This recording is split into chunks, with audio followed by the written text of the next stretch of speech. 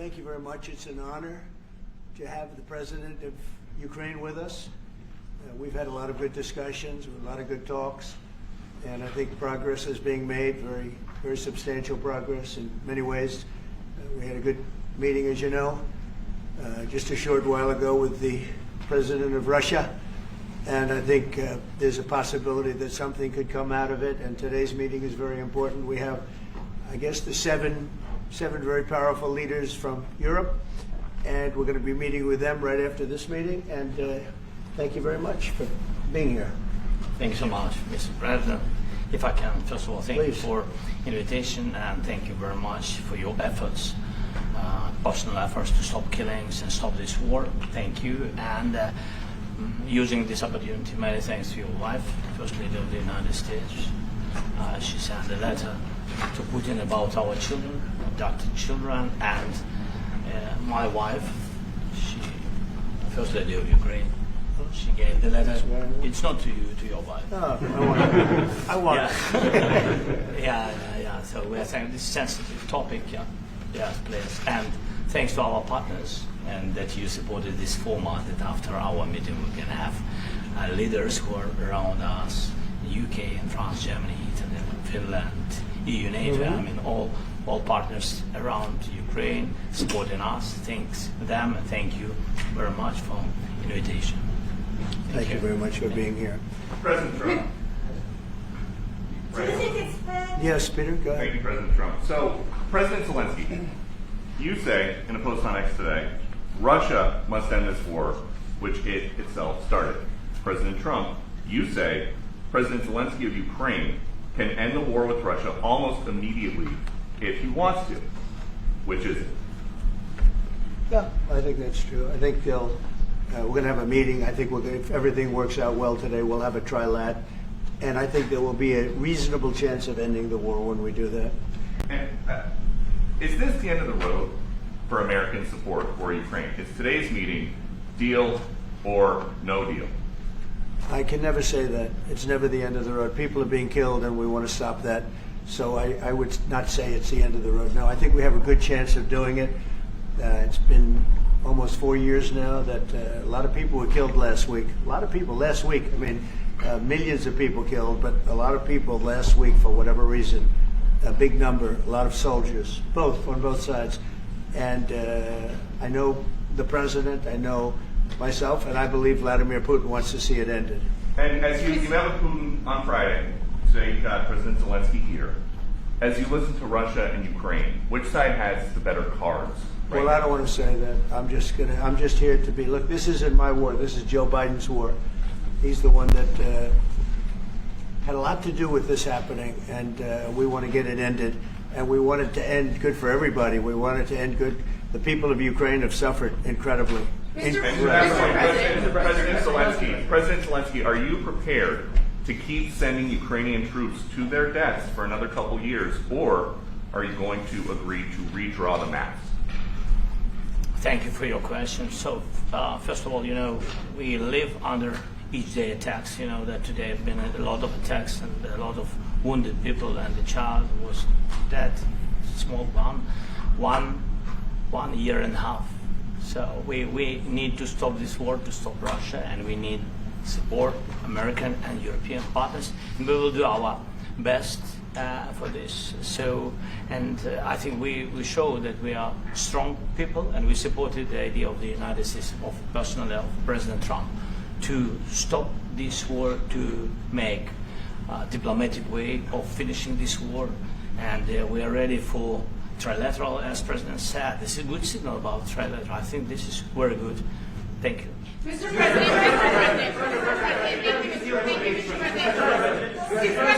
if the peace deal will be achieved, are you going to be willing to send American peacekeepers to Ukraine? Well, we're going to work with Ukraine. We're going to work with everybody, and we're going to make sure that if there's peace, the peace is going to stay long term. This is very long term. We're not talking about a 2-year peace and then we end up in this mess again. We're going to make sure that everything's good. We'll work with Russia. We're going to work with Ukraine, and we're going to make sure it works. And I think if we can get to peace, it's going to work. I have no doubt about it. Your team has talked about Your team has talked about security guarantees. Could that involve U.S. troops? Would you rule that out in the future? We'll let you know that maybe later today. We're meeting with 7 great leaders of great countries also, and we'll be talking about that. They'll all be involved, but there'll be a lot of help when it comes to security. There's going to be a lot of help. It's going to be good. They are first line of defense because they're there. They're Europe, but we're going to help them out also. We'll be involved. Yes. Vladimir Putin mentioned that the war will not end without addressing the root causes of this war. Have you had an understanding what are the root causes of this war? Well, look, the war is going to end.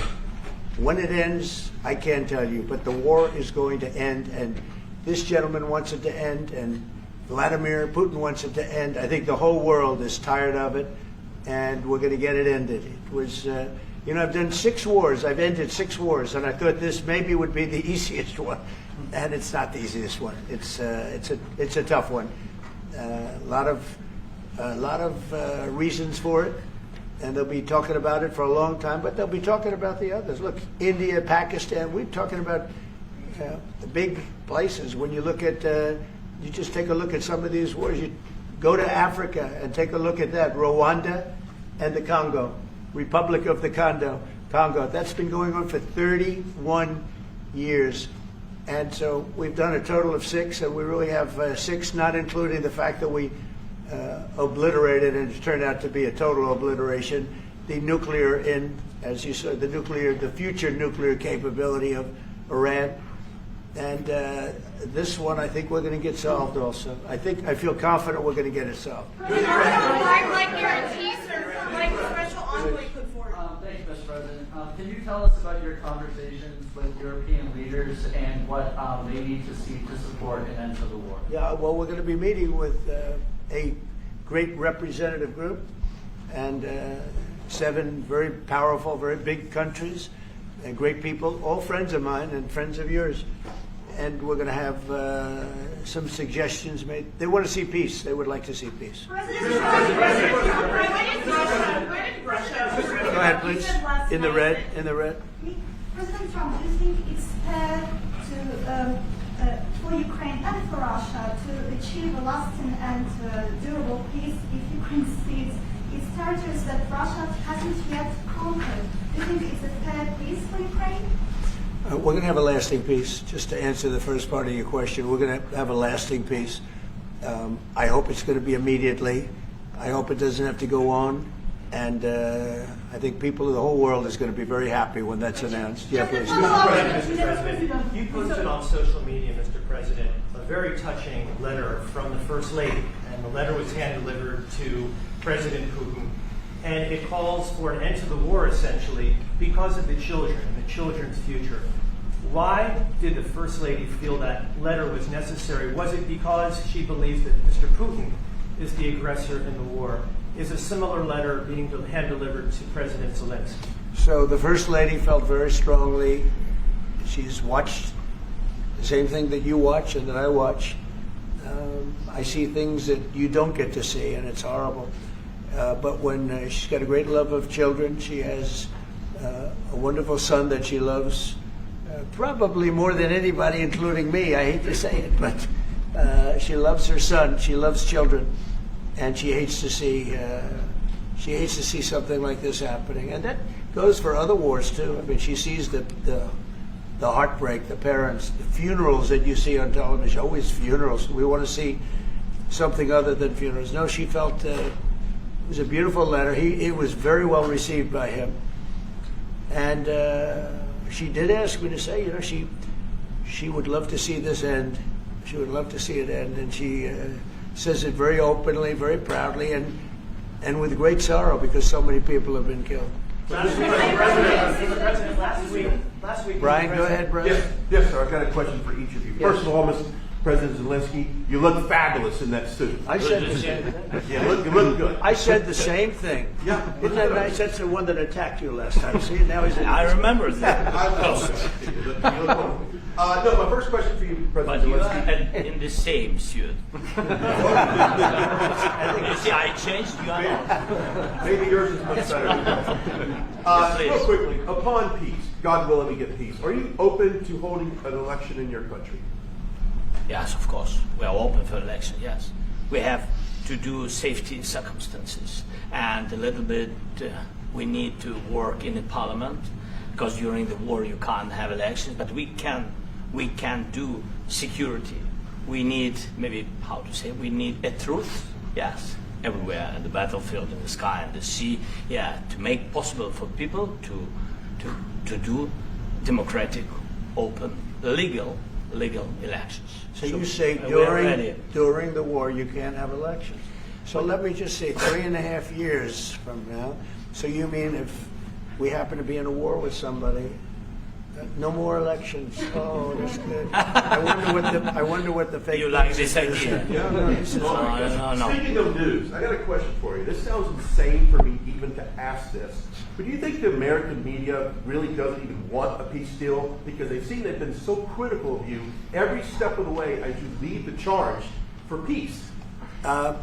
It's an amazing phenomenon. I said that if in the settlement you got Moscow, St. Petersburg, and thousands of miles around them, they would say I made a bad deal.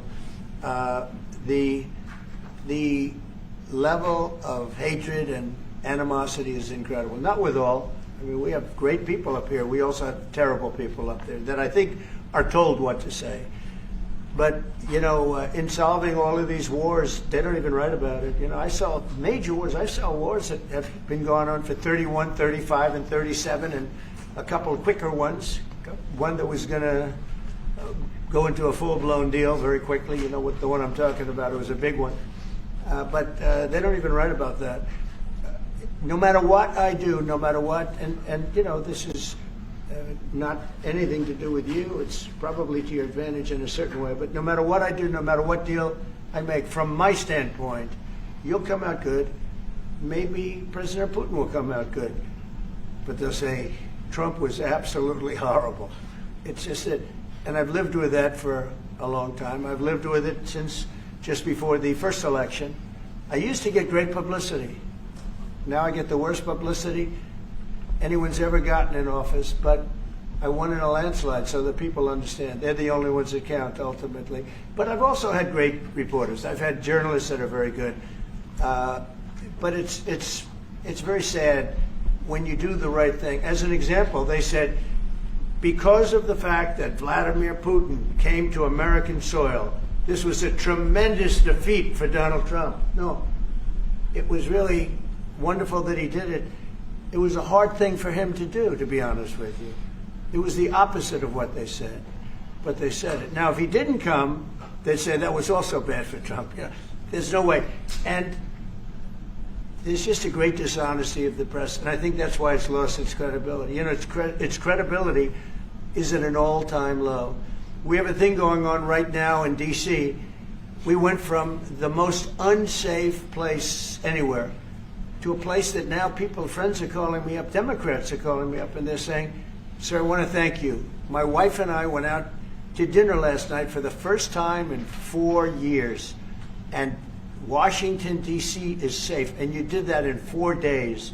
I'll tell you it's safe. I had another friend of mine, he has a son who's a great golfer, he's on tour, and he came in fourth yesterday in the big tournament where Scotty Scheffler made the great shot, and he said his son is going to dinner in Washington, D.C. tonight. I said, would you have allowed that to happen a year ago? He said, no way, no way. He said, what you've done is incredible. And I think the people realize it. But the press says, he's a dictator, he's trying to take over.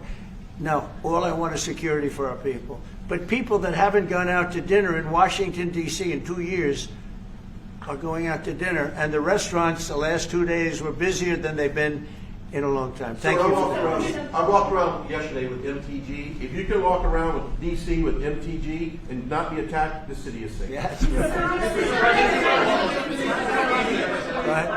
you, Mr. President. Last week you warned of what you called severe consequences if a 30-day ceasefire or any type of ceasefire were not agreed to by Russia.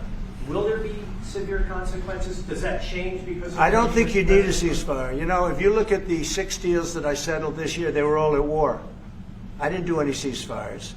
And I know that it might be good to have, but I can also understand strategically why, well, you know, one country or the other wouldn't want it. You have a ceasefire and they rebuild and rebuild and rebuild, and, you know, maybe they don't want that. But if you look at the 6 deals that we made peace and you know, long-term, long-running wars, I didn't do any ceasefires. Would I like the concept. You know, I like the concept of a ceasefire for one reason, because you'd stop killing people immediately, as opposed to in 2 weeks or 1 week or whatever it takes. But we can work a deal where we're working on a peace deal while they're fighting. They have to fight. I wish they could stop. I'd like them to stop. But strategically, that could be a disadvantage for one side or the other. But all of these deals I made without even the mention of the words ceasefire. Can you explain the decision to offer Ukraine Article 5-like security guarantees, but stop short of pushing for their full membership? Yeah, well, we haven't done anything on that yet. If you look back and you go back long before President Putin, it was always a statement that they would never allow Ukraine into NATO. So that was a statement that was made, but we haven't discussed any of that yet. We're going to be discussing it today. But we will give them very good protection, very good security. That's part of it. And the people that are waiting for us, they are, I think they're very like-minded. They want to help out also. Thank you, President Trump. The United States has already given hundreds of billions of dollars to this war effort in Ukraine. Biden. At best, it is a stalemate, and the killing continues. So, President Trump, how much more is the United States willing to give Ukraine? And President Zelensky, how much more do you want? Well, I'll start off just by saying we're not giving anything now. We're selling weapons. This is something before, I guess the number is well over $300 billion. That was under Joe Biden, a corrupt politician, not a smart man, never was. By the way, go back 40 years, he was not a smart man 40 years ago either, but now he's in particular bad. This was done by a corrupt administration that shouldn't have been in, and frankly, if the right results of the election were given, if I were president, this war would have never taken place, and he would have been very happy, because he would have liked to have seen. I mean, they went through hell. He went through hell. This war would have never happened, and the people that were killed, a couple of million people, a lot of people with soldiers and everything else, and the people that have been displaced and forced into other areas and other countries because of what's happened, none of that would have happened. And I'm just saying that he was a horrible president, whether it was the borders or this. He was just a horrible, corrupt president. Mr. President, You want to answer? I can. Thank you so much. So first of all, we have possibility now to buy weapon from the United States. We are thankful for this program and this opportunity. We are thankful for Europe. They pay for this. And through NATO program, for example, Pearl and etc., we have some programs where we can have some money to finance this. And this is a part, I think, it's not a part for the war and to defend us. It also will be a part for security guarantees, to strengthen our army, to rearm Ukrainian army. This is very, very important. And it depends how much money we need to rearm. For example, the question of air defense, we spoke about it with President Trump, and I'm happy that we have now bilateral decisions and we work on it with production, American production. Nobody in Europe has so many air defense like Patriots, for example. We need it very much, and this is also about defending. And I think, I think the good news, we make the best military equipment in the world by far. You mentioned the Patriots. How good are they? Systems. We have systems, they're literally 100% foolproof. And it's really like shooting two bullets, two bullets hitting each other in the air in a space like this. The chances, 100%. It's 99 to 100%. So we sell the equipment to NATO. And NATO does what, I don't know what the arrangement is that you have with, but I know that they want you to have the equipment. And we're getting the best equipment in the world, but they pay us for the equipment.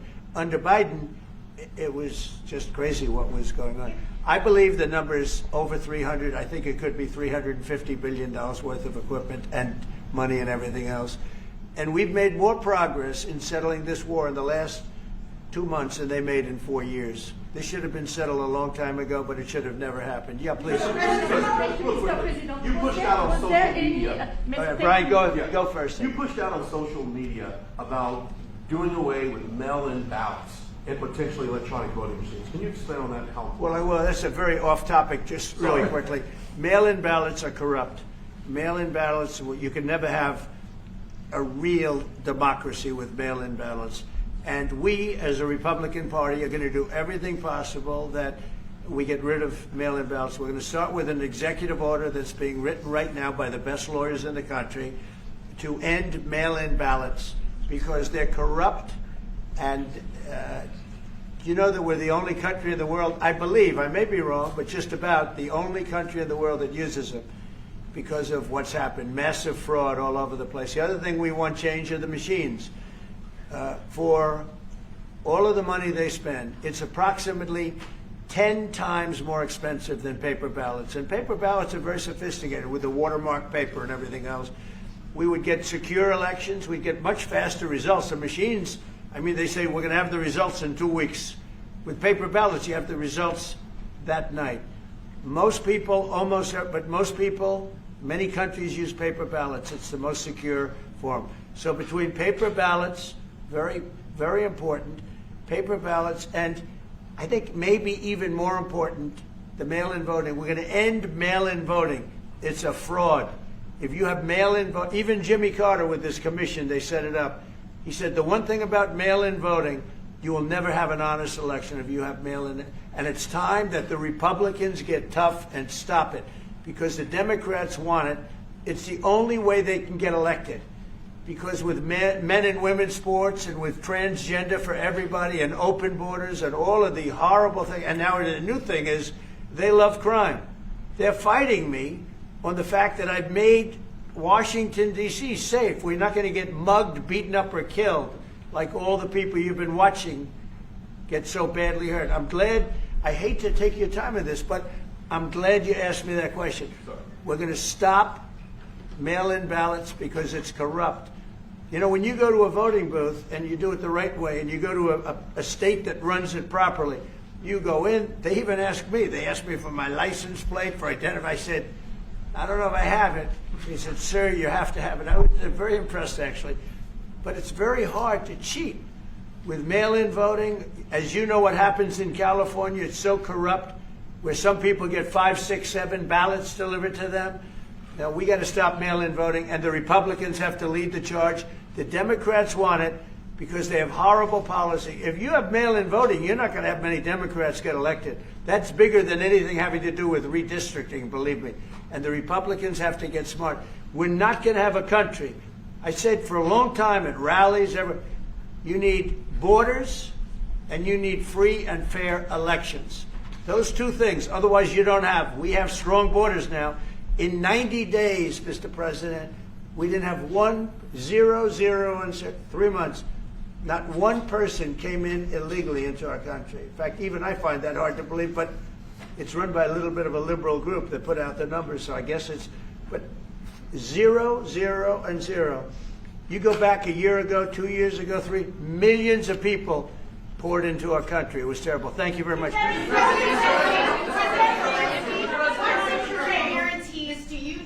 President Trump to be able to make a deal? Is it American troops, intelligence, equipment? What is it? Everything. And really, it includes 2 parts. First, strong Ukrainian army. That's what I began to discuss with your colleagues. And it's a lot about weapon and then people and training missions and intelligence. And second, we will discuss with our partners. It depends on the big countries, on the United States, on a lot of our friends. And Mr. President, you're going to commit American troops to that NATO-like protection in order to get President Zelenskyy to a deal today? Well, I don't know if you define it that way, but NATO-like, I mean, we have people waiting in another room right now. They're all here from Europe, biggest people in Europe. and they want to give protection. They feel very strongly about it, and we'll help them out with that. I think it's very important. I think it's very important to get the deal done. You've been involved with the peacekeeping in Ukraine since your first day in the administration. What would you say to the Ukrainian people right now who are suffering under the Russian attacks and hoping that the American people will stand with them? Well, I know Ukrainian people. I've known many over the years. They're great people. They're smart. They're energetic. They love their country. I mean, they love their country, and we want to get this war ended. That's all I can do. I love the Ukrainian people, but I love all people. I love the Russian people. I love them all. I want to get the war stopped. Very important. Was there any aspect of your discussion with Vladimir Putin that left you disappointed? Look, we just spoke to, I was just telling the president, I just spoke to President Putin indirectly, and we're going to have a phone call right after these meetings today. And we may or may not have a trilat. If we don't have a trilat, then the fighting continues. And if we do, we have a good chance. I think if we have a trilat, there's a good chance of maybe ending it. But he's expecting my call when we're finished with this meeting. Thank you very much, everybody.